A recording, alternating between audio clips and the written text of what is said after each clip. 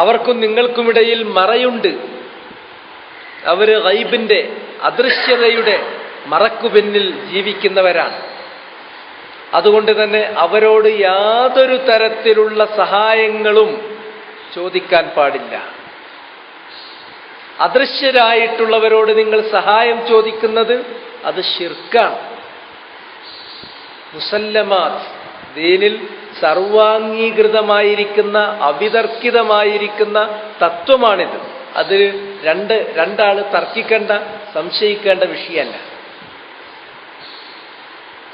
ആ വിഷയം വന്നപ്പോൾ കുറച്ചാളുകൾ പെട്ടെന്ന് ആ വിഷയത്തിൽ വസ്വാസായി. ഒരിക്കലും വസ്വാസാകാൻ പാടില്ലാത്ത കാര്യമാണ്.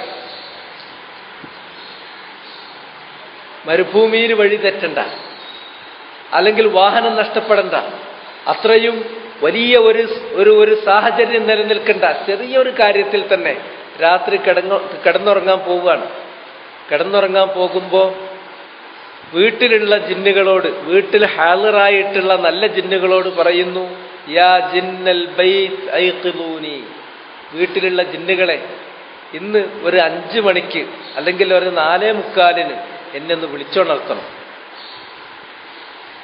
ജിന്നിന്റെ കഴിവിൽപ്പെട്ടതാണ് അത്. ഹറാമല്ല, ശിർക്കല്ല, കുഫറല്ല, ഒന്നുമല്ല, ഹറാമു പോലുമല്ല എന്നല്ല, നല്ല കാര്യമാണ്. ജിന്നിന് ചെയ്യാൻ പറ്റാത്ത കാര്യമല്ല, ചെയ്യാൻ പറ്റുന്ന കാര്യമാണ് അത്. അങ്ങനെ ഒരാൾ വീട്ടിലുള്ള ഒരു ജിന്നിനോട് അങ്ങനെ ആവശ്യപ്പെട്ടാൽ എന്താണ്?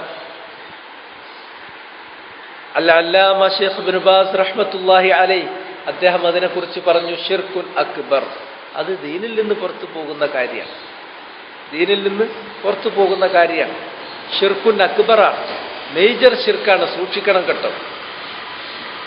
ആ കാര്യം വിട്ടിട്ട് വലുതാക്കി മരുഭൂമിയിൽ ഒരാൾക്ക് വഴി നഷ്ടപ്പെടുകയോ വാഹനം നഷ്ടപ്പെടുകയോ ഒക്കെ ചെയ്താൽ പോലും ജിന്നെ സഹായിക്കണേ, വഴി കാണിച്ചു തരണേ, വാഹനത്തെ പിടിച്ചു നിർത്തിത്തരണേ, തടഞ്ഞു വെച്ച് തരണേ എന്നൊന്നും ചോദിച്ചാലും ശിർക്കാവില്ല എന്നതിലേക്ക് നമ്മുടെ ആളുകൾ പലരും എത്തിപ്പെടാനുണ്ടായ സാഹചര്യം ഇതാണ് ഞാൻ നേരത്തെ പറഞ്ഞ കാര്യം. ഇത് നമ്മുടെ മുന്നിൽ അള്ളാഹ് നമുക്ക് കാണിച്ചു തന്ന ഒരു പാഠം. അതിൽ നിന്ന് നമ്മൾ ഉൾക്കൊണ്ടിട്ടില്ലെങ്കിൽ നമ്മളും അത്തരം അബദ്ധത്തിൽ പെടും.